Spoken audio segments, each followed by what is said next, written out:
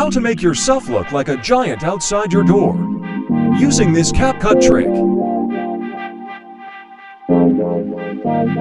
First, record yourself in few seconds. Then continue recording yourself pretending to be giant.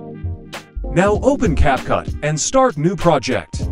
Then select the recording and tap on Add. Move the timeline forward to a giant recording. Select the clip and do the split. Tap Overlay to bring it down one layer. And move Overlay under the first clip. Select the overlay and go to Cutout to remove background. Now select the first clip and tap Copy, then Overlay.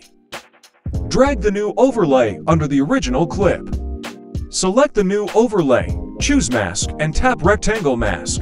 Tap Invert and position the mask fit on the door.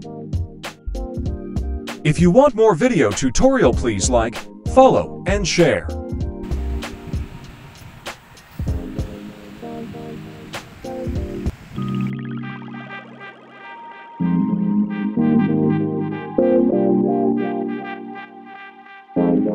Bye.